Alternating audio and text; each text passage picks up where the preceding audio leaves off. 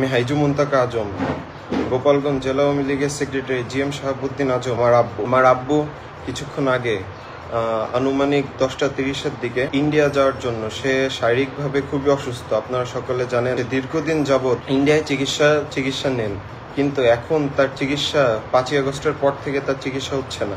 সে শারীরিকভাবে খুবই অসুস্থ থাকার কারণে সে ইন্ডিয়ায় রওনা দেওয়ার জন্য প্রস্তুতি নেন। সকাল আনুমানিক 10:30-এ সে যখন বেনাপোল বর্ডারে যান, তখন এই অবৈধ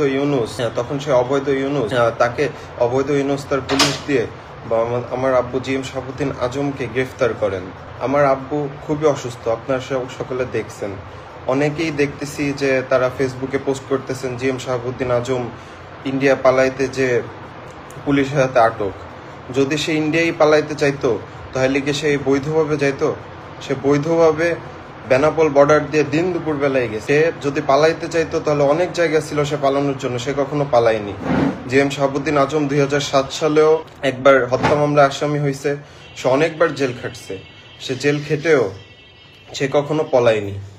জিএম শাহাবুদ্দিন আজম গোপালগঞ্জের ছেলে, আপনারা সকলে জানেন। তার জন্য দোয়া করবেন এবং এই অবৈধ ইউনুস যে আমার বাবাকে গ্রেফতার করেছে এর তীব্র নিন্দা জানাবেন। আমি জানাই, আপনারাও জানাবেন। আপনারা আমাদের সকলের জন্য দোয়া করবেন এবং আমার